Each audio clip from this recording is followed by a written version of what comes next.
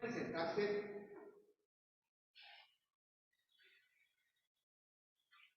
Y leía a nuestro hermano Ismael este pasaje en Éxodo, un acontecimiento importante para el pueblo de Israel, importante también para nosotros. Y vamos a ver el día de hoy cuál es esa importancia. Y quiero preguntarles, poner una pregunta para que mediten en este tiempo. Y veíamos el pasaje en Éxodo 34 del 27 al 35. Y la pregunta que les quiero hacer para que mediten en ella, más adelante vamos a ver, es ¿por qué Moisés tapaba su rostro? ¿Por qué Moisés ponía un velo sobre su rostro? El pasaje nos da algunas pistas y piensen en eso. ¿Por qué Moisés tapaba su rostro? Mientras piensan en eso, voy a invitarles a que abran sus Biblias en la segunda carta a los Corintios. En la segunda carta a los Corintios,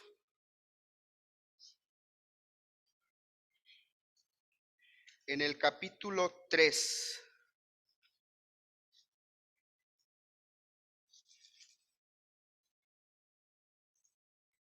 Segunda carta a los Corintios, en el capítulo 3.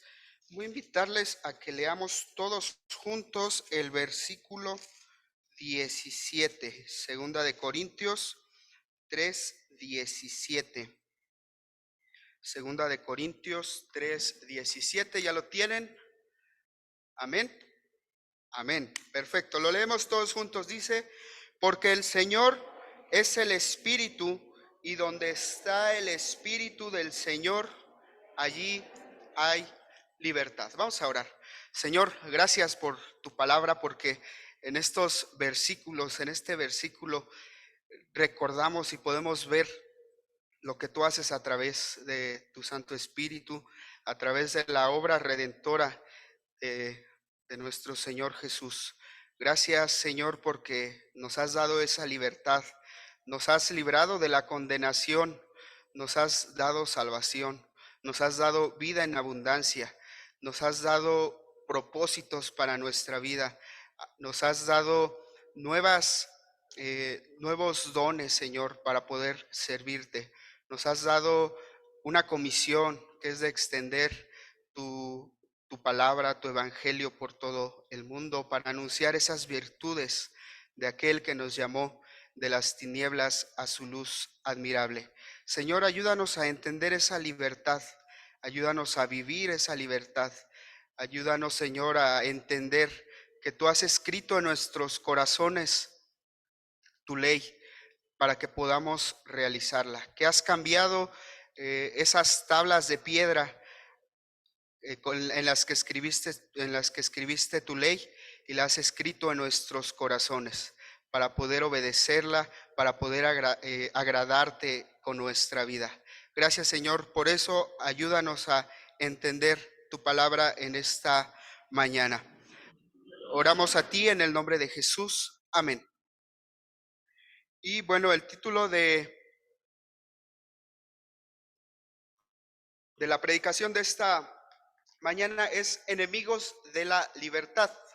Enemigos de la libertad, y vamos a ver cuáles son esos enemigos de la libertad. Hemos estado hablando, nuestro hermano Marcos, Ever, han estado hablando de la nueva vida que tenemos en Cristo, del nuevo nacimiento, los nuevos propósitos, lo nuevo que el Señor ha hecho para nuestra vida.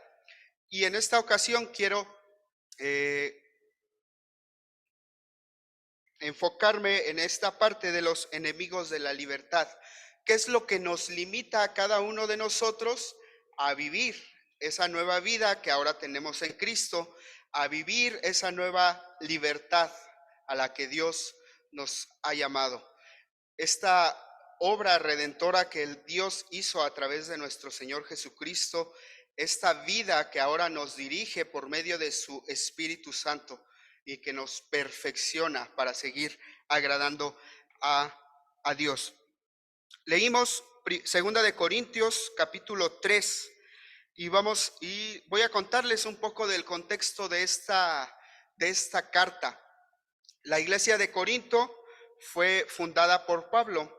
Dice en el capítulo de Hechos, creo que en el libro de Hechos, en el capítulo 18, dice que Pablo llegó a Corinto, entró a una sinagoga, empezó a enseñar y estuvo durante aproximadamente 2 años en Corinto enseñándoles, fundando una iglesia.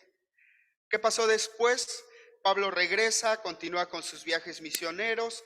Pablo vuelve a visitar a Corinto. Se empieza a ver una serie de problemas en la iglesia, falsos maestros, y llegamos a un punto en el que la iglesia de Corinto tuvo una discusión, tuvo una confrontación con Pablo. ¿Por qué? Porque ahora los de la iglesia de Corinto empezaron a menospreciar a Pablo, porque empezaron a surgir nuevos maestros, nuevas enseñanzas, y entonces la iglesia empezó a menospreciar a Pablo. Al parecer, Pablo tuvo una fuerte discusión con uno de estos nuevos maestros, con uno de los miembros de la iglesia.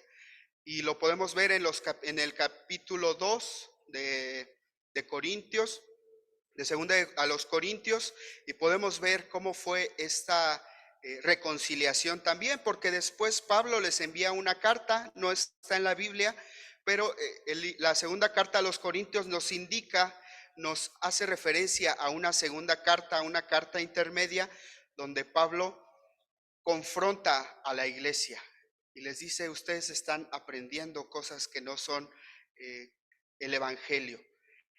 Y la iglesia responde a ese llamado de Pablo, regresa a las sendas que Pablo les había enseñado, y por eso Pablo escribe esta carta de segunda a los Corintios.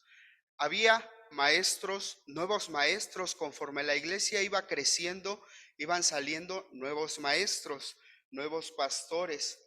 Pero a diferencia de Pablo, estos nuevos pastores, estos nuevos maestros eran ricos, tenían elocuencia al hablar, tenían una vida próspera. Hablamos de dinero, hablamos de bienes, hablamos de un ministerio en el que la gente lo seguía. Y eso obviamente es llamativo, ¿no? Aún para nosotros, para los niños. Para los niños, cuando les gusta el fútbol, ¿quién es su modelo a seguir? Los que conocen de fútbol. En mis tiempos era Cardoso. No sé ahora, Messi o Cristiano Ronaldo, ¿no? Entonces ellos anhelan ser como esos jugadores. En la iglesia pasaba lo mismo. La iglesia anhelaba ser como los nuevos maestros.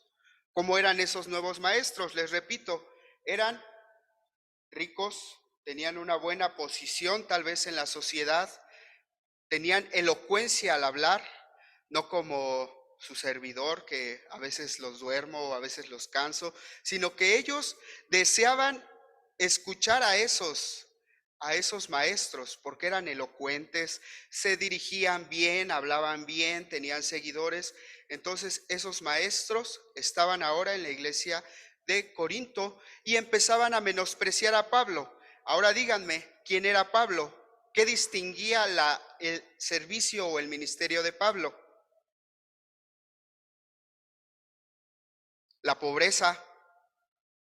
Como Pablo andaba viajando de ciudad en ciudad, había pobreza.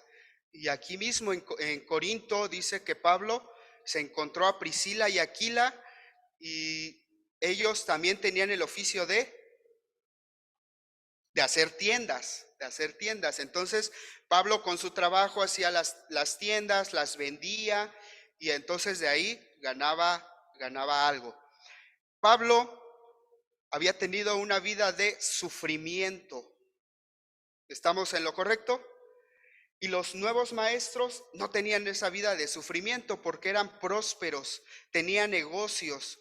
Y entonces la iglesia aspiraba a ser como ellos y no como Pablo, porque Pablo, ¿cuántas veces estuvo en la cárcel? Muchísimas veces estuvo preso en Éfeso, lo persiguieron en Tesalónica, lo persiguieron en Berea, y hubo muchos capítulos en la historia de Pablo en la que él sufrió, en la que él sufrió azotes, en la que a él lo apedrearon, en la que él tuvo que huir. Dice la historia, dicen los evangelios, que tuvo que huir una vez desde en una canasta. ¿Se acuerdan? Que por las murallas de la ciudad lo bajaron en una canasta. ¿Se acuerdan también a quienes también lo bajaron en una canasta? A los espías que fueron a la tierra. Entonces, vemos que Pablo estaba sufriendo, había sufrido. Vemos también que Pablo no era elocuente en cuanto a su predicación. Pablo no tenía una buena oratoria. Pablo no convencía tal vez con sus palabras. Pablo no daba una apariencia de autoridad. ¿Cómo pensamos, cómo sabemos que era Pablo? Que era bajito, que a lo mejor hasta gordito. Y si vemos más adelante, dice que tenía el aguijón en la carne. Pensamos que pueden ser sus ojos, su vista. Entonces imagínense a alguien bajito, medio llenito. ¿Ustedes lo respetarían su autoridad? Pues eso es lo que estaba viendo la iglesia de Corinto. Estaba menospreciando a Pablo por lo que ellos veían acerca de su vida. Entonces, ellos estaban impresionados por los nuevos maestros que estaban surgiendo, que eran prósperos, que eran elocuentes en cuanto a su predicación. Ellos, los corintios, estaban impresionados. Y este es el primer enemigo que vamos a ver, enemigos de la libertad. El primer enemigo es que nosotros podemos ser impresionables. Nosotros podemos ser impresionables por lo que vemos, por lo que escuchamos, por lo que anhelamos ser. Y Pablo escribe, comenzamos en el versículo 1 del capítulo 3, comenzamos otra vez a recomendarnos a nosotros mismos, o tenemos necesidad, como algunos, de cartas de recomendación para vosotros o de recomendación de vosotros. Nuestras cartas sois vosotros, escritas en vuestros corazones, conocidas y leídas por todos los hombres, siendo manifiesto que sois carta de Cristo, expedida por nosotros, escrita con tinta, no con tinta, sino con el Espíritu del Dios vivo, no en tablas de piedra, sino en tablas de carne del corazón. La iglesia empezaba a menospreciar a Pablo y empezaban a pedirle, ¿qué dice aquí?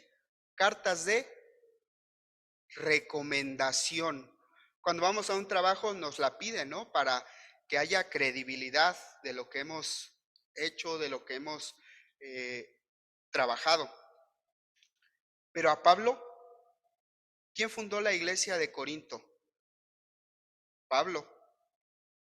Y que la iglesia le esté pidiendo cartas de recomendación que avalaran que él sea un apóstol, que avalaran su trabajo, que avalaran su servicio. Y esto obedecía a que los corintios estaban impresionados por los nuevos maestros que empezaron a menospreciar a Pablo. Obedecía también a que como la iglesia crecía y había diferentes iglesias, había también falsos maestros que pues sí requerían a los que no conocían, que requerían una carta de recomendación, tal vez de la iglesia de Tesalónica, de la iglesia de Éfeso, para comprobar que sí fueran. Pero a Pablo le pedían una carta de recomendación. Por eso Pablo les dice, Yo no traigo una carta escrita en papel, yo no traigo una carta. La carta que he escrito son ustedes. Ustedes son el producto de mi servicio, ustedes son el producto de mi amor, ustedes son el producto de mi compromiso, ustedes son el producto de la dedicación y servicio. Ustedes son las cartas de recomendación que yo necesito, que yo presento delante de ustedes. Y Pablo les dice, ustedes son esa carta. Dice, yo la escribí porque estuve con ustedes. Y cuando vemos Hechos 18:5, Hechos 18:5, dice,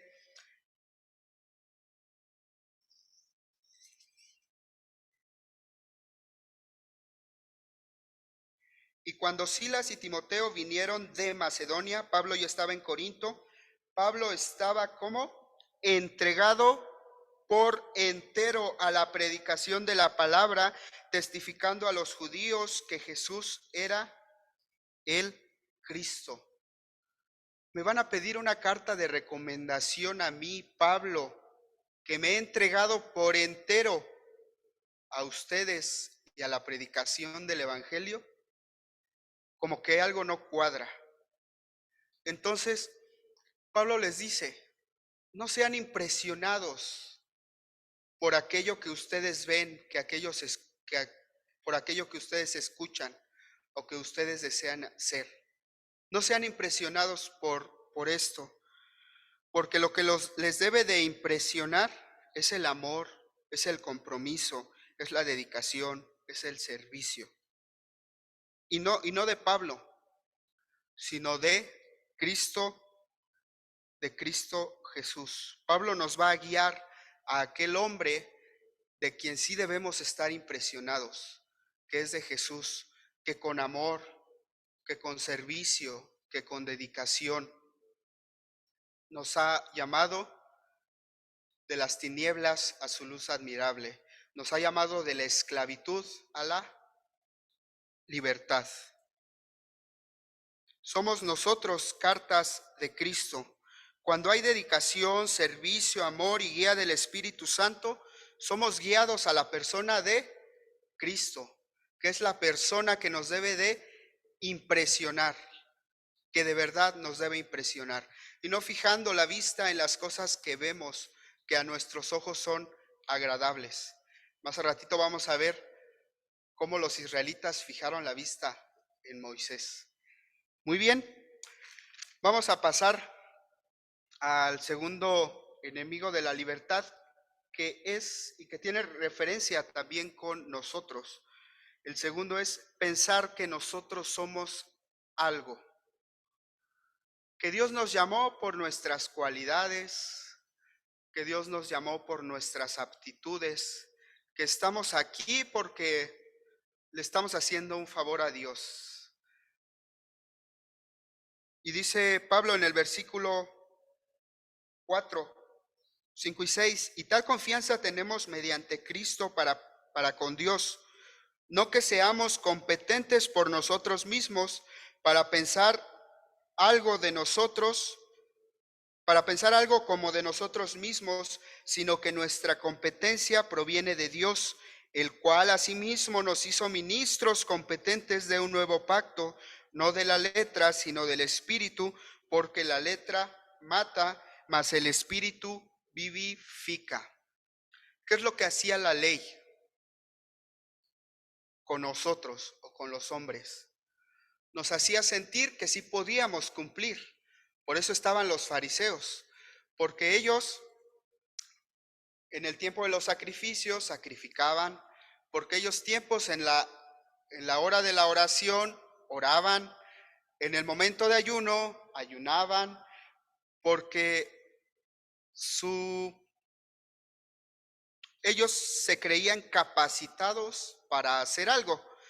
Y lo podemos ver ahora con nosotros de que el que viene todos los domingos al culto, el que toca, el que Y podemos admirarnos también, podemos pensar que es por ellos mismos, ¿no? O por nosotros mismos que estamos aquí delante de Dios orando.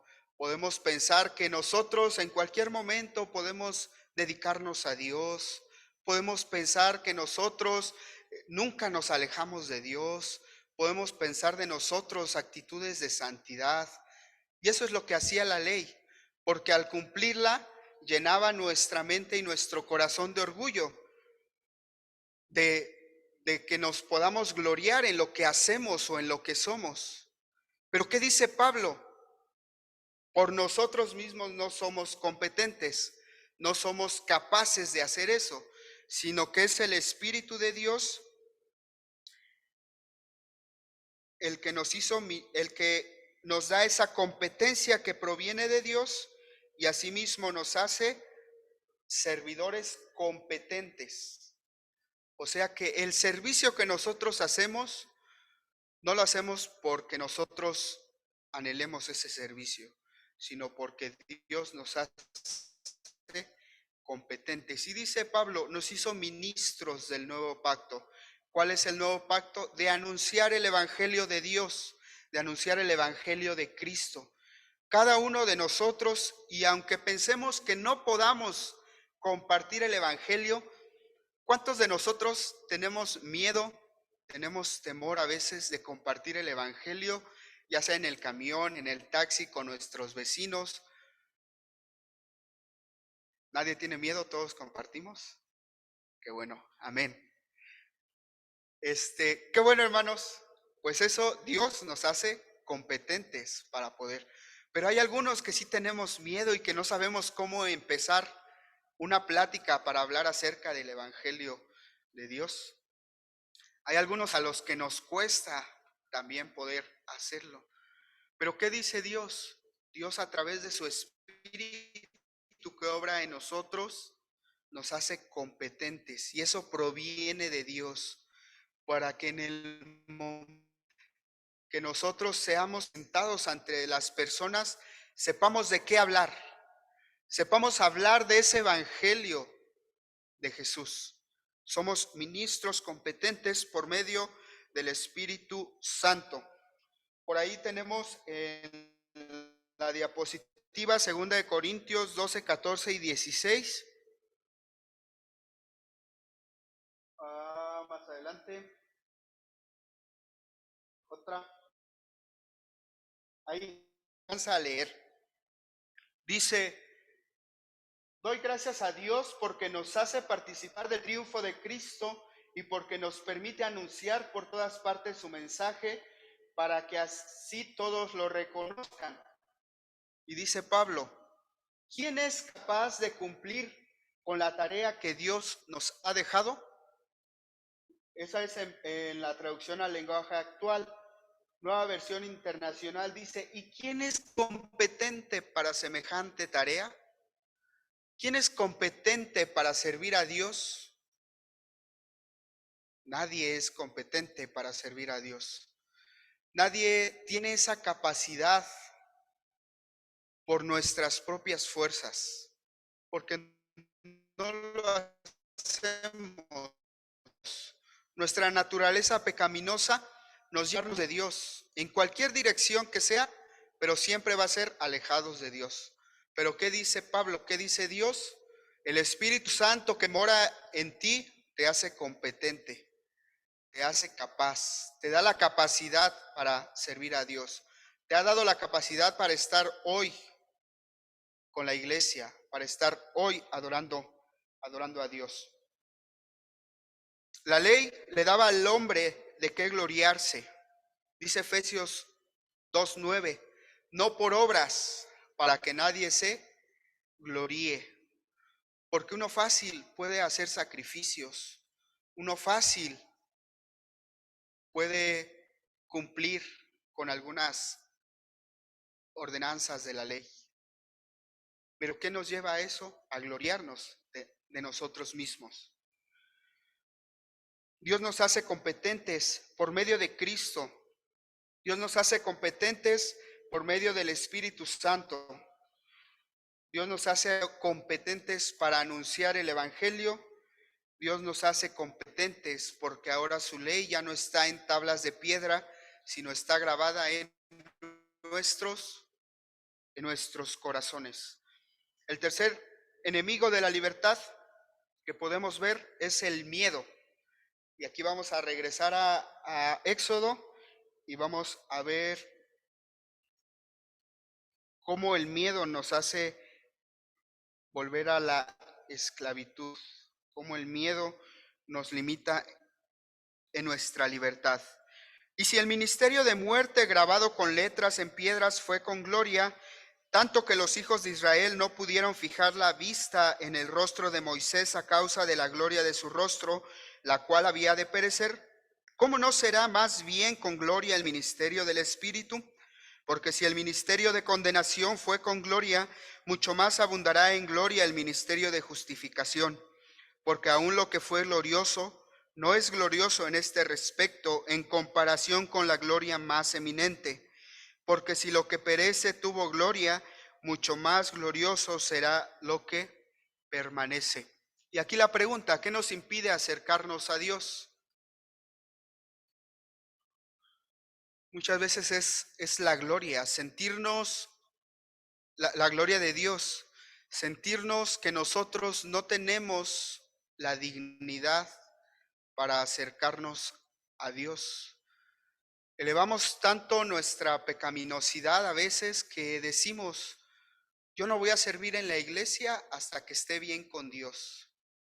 Yo no me voy a bautizar hasta que obedezca a Dios. Yo no me voy a bautizar porque todavía no soy santo, ¿no? Y esas son ideas que tenemos en nuestra mente y que están en nuestra vida diaria a veces. Yo no voy a hacer tal cosa para agradar a Dios porque todavía estoy en pecado, ¿no? Pero ¿qué dice Dios?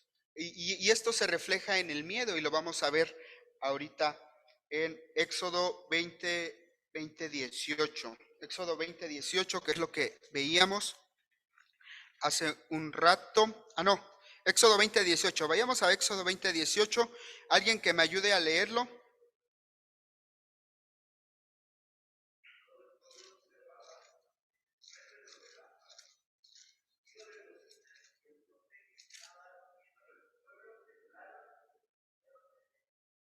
Temblaron. Y este versículo dice que el pueblo veía cómo estaba el monte Sinaí, ¿no? Que había relámpagos, que había estruendos. ¿Y qué pasó? Tuvieron miedo de acercarse a Dios. Deuteronomio 5 a partir del 22 nos da más ilustración acerca de lo que pasó con el pueblo en ese momento. Dice, estas palabras habló Jehová a toda nuestra congregación en el monte de en medio del fuego, de la nube y de la oscuridad a gran voz, y no añadió más, y las escribió en 2 tablas de piedra, las cuales me dio a mí.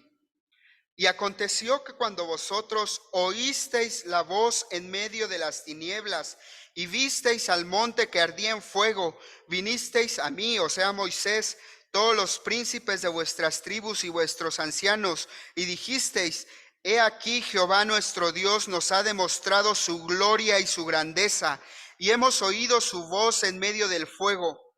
Hoy hemos visto que Jehová habla al hombre, y éste aún vive. Ahora pues, ¿por qué vamos a morir? ¿Por qué por qué este gran fuego nos consumirá si oyéremos otra vez la voz de Jehová nuestro Dios? Moriremos, porque ¿qué es el hombre para que oiga la voz de Dios viviente que habla en medio del fuego, como nosotros la oímos y aún viva? ¿Y qué dicen? Le pasaron la bolita a Moisés. Acércate tú, Moisés, y oye todas las cosas que dijere Jehová nuestro Dios, y tú nos dirás todo lo que Jehová nuestro Dios te dijere, y nosotros oiremos y haremos. No queremos acercarnos a Dios porque tememos morir. Eso dijeron los israelitas. Eso podemos decir nosotros. No quiero morir. No quiero morir a mi vieja naturaleza. Quiero seguir viendo a Dios desde lejos. Quiero que los hermanos ahí en la iglesia, los que tocan, los que predican, los que sirven, los que van a el tunal, los que van a el obraje, lo sigan haciendo, que vayan, que se acerquen ellos a Dios. Y nosotros tenemos miedo a veces de acercarnos a Dios. Tenemos miedo de ver la gloria de Dios. ¿Por qué? A veces por nuestro pecado que nos impide acercarnos a Dios. Porque el enemigo sabe y conoce cómo nos va a hacer alejarnos de Dios a través de la culpa, a través de sentirnos indignos, a través de diferentes cosas que hay en nuestra mente que nos limiten a acercarnos a Dios. El pueblo dijo, vemos esa grandeza de Dios, el estruendo de su voz, la gran nube, el fuego de Dios, pero no queremos acercarnos porque tenemos miedo a la santidad de Dios. Tenemos miedo de la santidad de Dios por la vergüenza del pecado. Y les vuelvo a repetir, a preguntar a los que no se han bautizado, ¿por qué? Porque en nuestra mente está esa parte, a los que no se han bautizado, a los que no sirven, a los que no participan, porque en nuestra mente está eso, no nos sentimos dignos. Y el diablo usa eso en nuestra vida, el diablo usa eso para nuestros corazones. Y decimos, sí, que lo sigan haciendo los que lo hacen, que se acerquen ellos. Pero dice el apóstol Pablo en el capítulo 3, de segunda a los Corintios,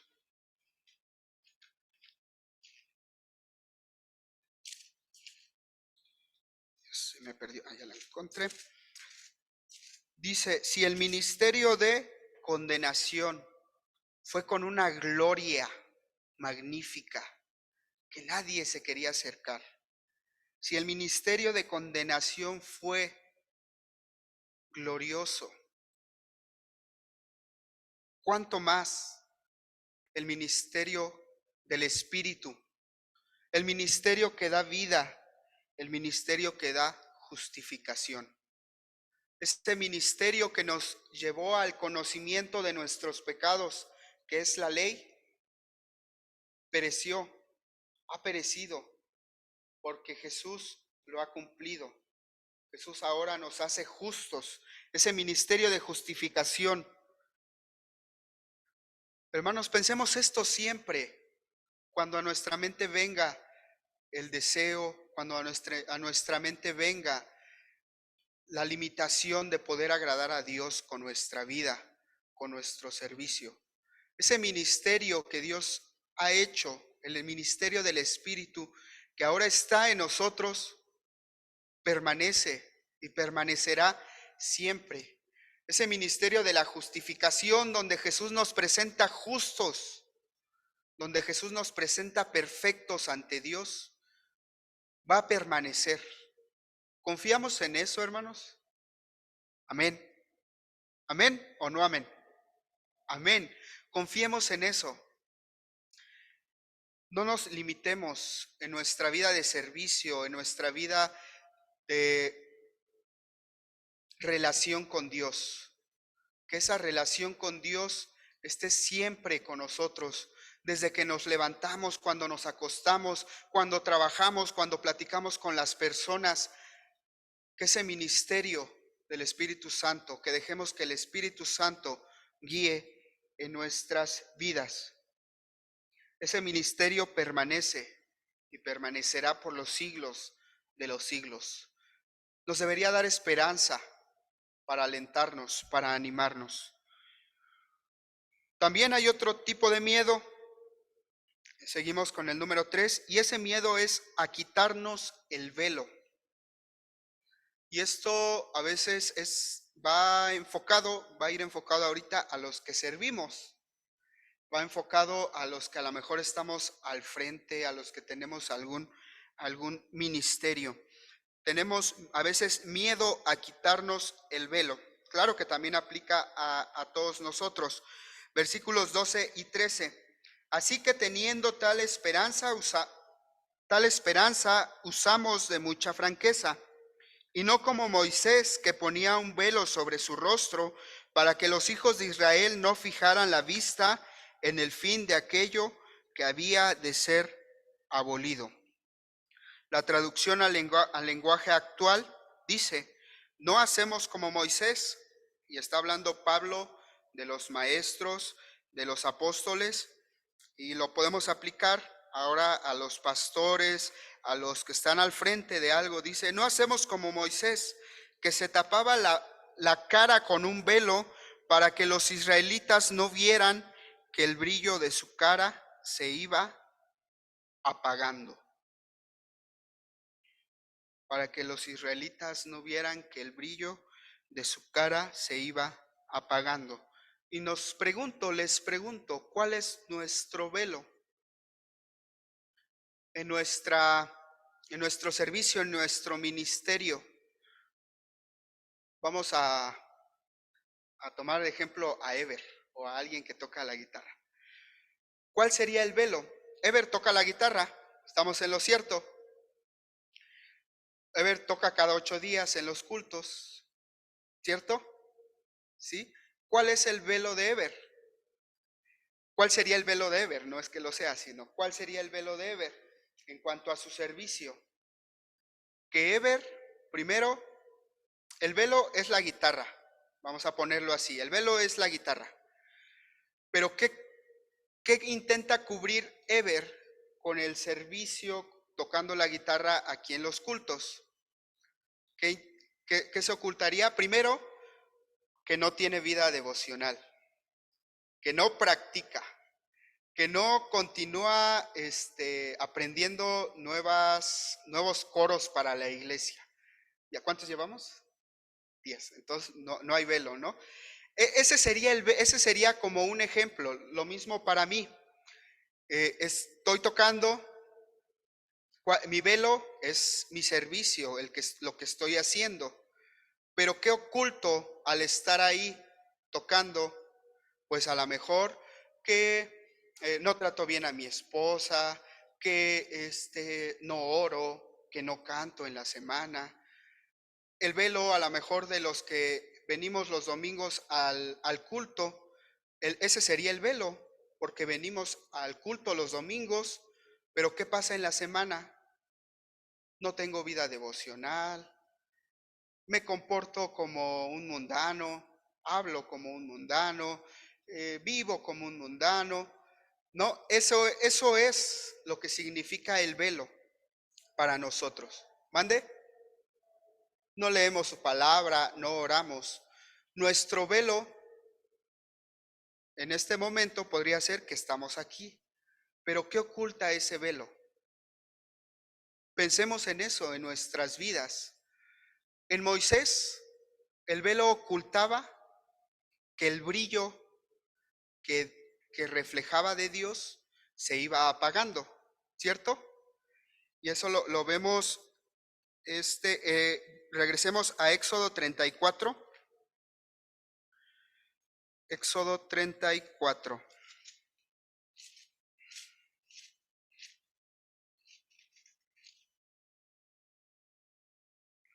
Dice Éxodo 34, 35. Y al mirar los hijos de Israel el rostro de Moisés, veían que su rostro era resplandeciente. El pueblo veía el rostro de Moisés cuando él salía a hablar, ¿no? El pueblo estaba viendo. Pero ¿qué hacía Moisés? Y volvía Moisés a poner el velo sobre su rostro cuando terminaba de hablar con los hijos de Israel. Pero ¿qué dice? Hasta que entraba a hablar con Dios. Es difícil de entender así con esta información que nos da, pero Pablo nos da todas las herramientas. ¿Qué hacía Moisés? Hablaba al pueblo El pueblo veía su rostro, el pueblo le creía porque la gloria de Dios se reflejaba en el rostro de Moisés, ¿cierto? Hasta ahí vamos bien. Entonces Moisés se tapaba porque ya en la intimidad, cuando Pablo se iba a su tienda, el brillo que pasaba se empezaba a desaparecer. El brillo empezaba a desaparecer. Entonces, si el brillo desaparecía, ¿qué pensaba Moisés que iban a hacer los israelitas?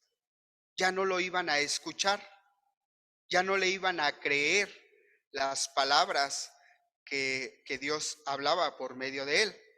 Entonces, esa es la razón por la que Moisés tapaba su cara con un velo, porque si ese velo se quitaba, los israelitas verían que el brillo ya no estaba, que la presencia, la gloria de Dios ya no estaba con Moisés. Esa es eh, lo que nos enseña este pasaje.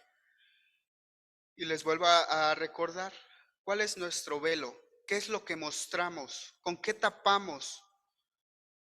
Que a veces nuestra vida devocional, que a veces nuestra santidad, que a veces nuestro servicio, que a veces nuestro amor a Dios se ha desvanecido. ¿Cuál es nuestro velo? A veces tenemos miedo a quitarnos el velo. Pero ¿qué dice Dios? Yo les voy a quitar el velo y podrán ver a Jesús. Podrán ver que no es por ustedes, que no son ustedes los que viven los que pueden vivir por ustedes mismos esa vida en santidad. La vida en santidad la da el Espíritu Santo y nos guía. Dejémonos guiar por el Espíritu Santo. Regresemos a Corintios, 2 Corintios 3. El cuarto enemigo de la libertad es un corazón duro. Es un corazón duro.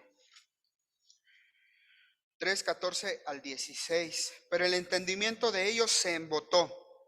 En otras palabras, en otras versiones, el corazón de ellos se endureció. Porque hasta el día de hoy, cuando leen el antiguo pacto, les queda el mismo velo no descubierto, el cual por Cristo es quitado. Y aún hasta el día de hoy, cuando se lee a Moisés, el velo está puesto sobre el corazón de ellos. Cuando somos impresionables, cuando pensamos que somos algo, cuando tenemos miedo a acercarnos a Dios, cuando tenemos miedo a quitarnos el velo, poco a poco nuestro corazón se va haciendo duro. Poco a poco poco a poco vamos haciendo insensibles a la voz de Dios.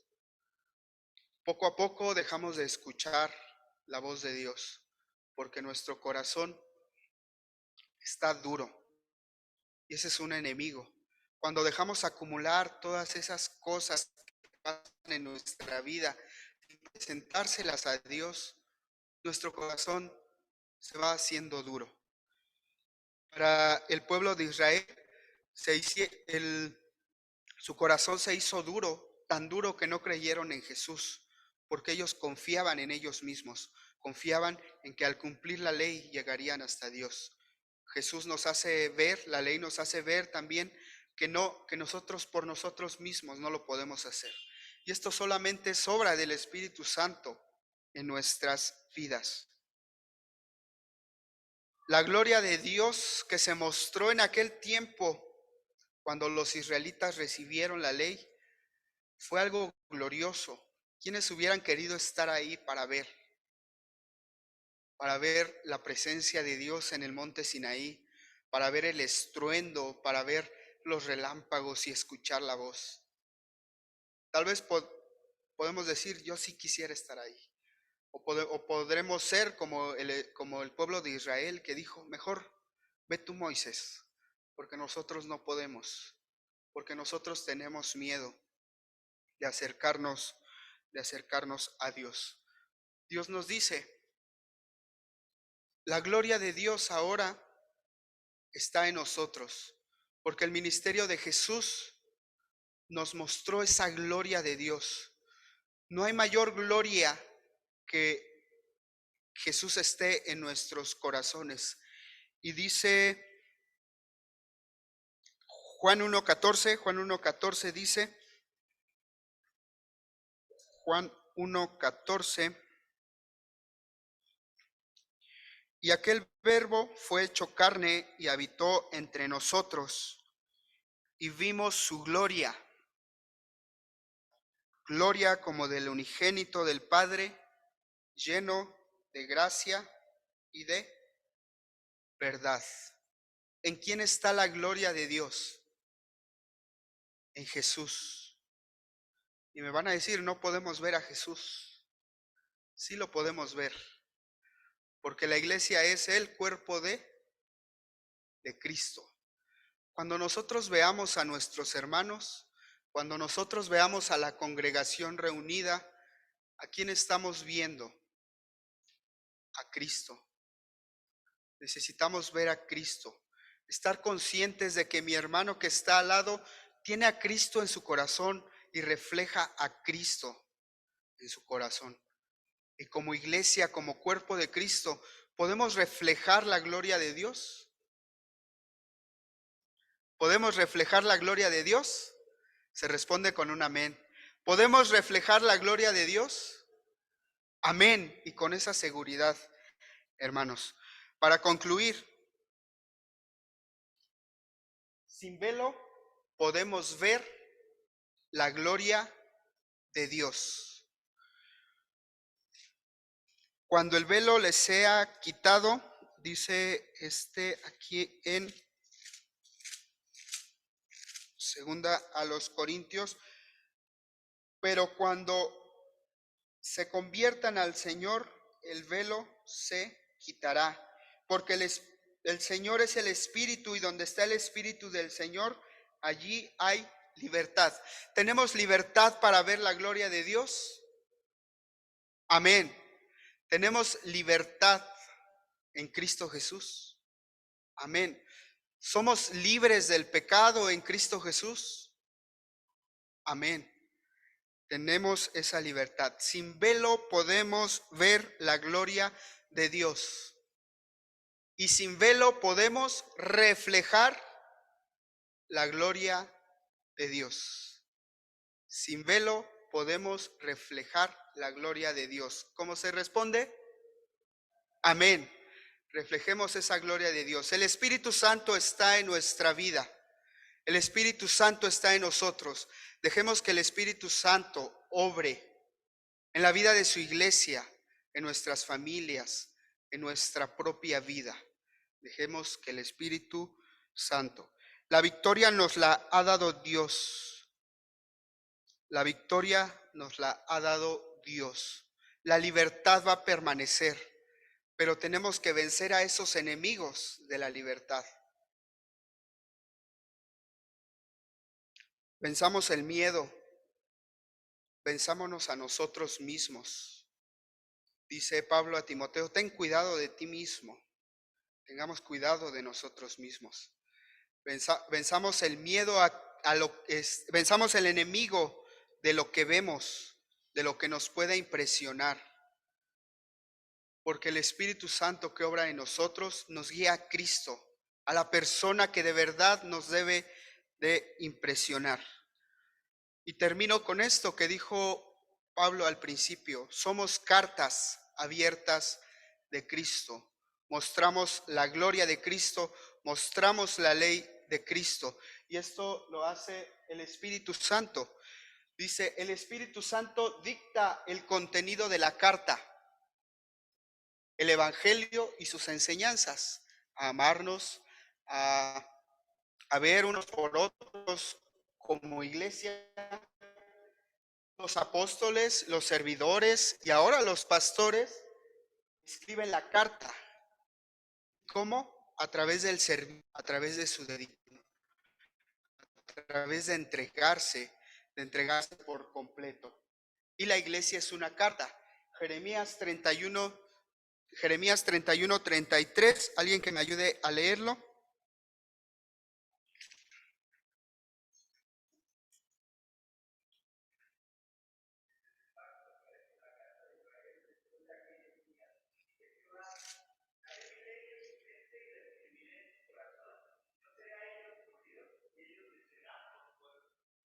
Gracias, Ever. Esparciré, Ezequiel 36, 25 dice: esparciré sobre vosotros agua limpia y seréis limpiados de todas vuestras inmundicias y de todos vuestros ídolos os limpiaré. Os daré un corazón nuevo y pondré espíritu nuevo dentro de vosotros y quitaré de vuestra carne el corazón de piedra y os daré un corazón de carne y pondré dentro de vosotros mi espíritu y haré que andéis en mis estatutos y guardaréis mis preceptos y los pongáis por obra. Somos una carta donde el Espíritu Santo, a través de las obras, a través de la obediencia de nuestras vidas, mostramos al mundo que somos una carta abierta. ¿Confiamos en que el Espíritu lo hace? Amén. ¿Dios nos usa para servirle? Amén. ¿Guiamos a otros a Cristo? Amén. ¿Somos guiados a Cristo? Amén. Vivamos en esa libertad, derrotando a los enemigos de la libertad.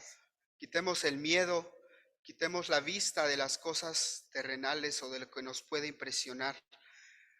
Tengamos cuidado también de nosotros mismos. Vivamos esta libertad en el Espíritu. Es una obra maravillosa. Es la gloria de Dios en su iglesia, la gloria de Dios en su vida. Que Dios los bendiga, hermanos.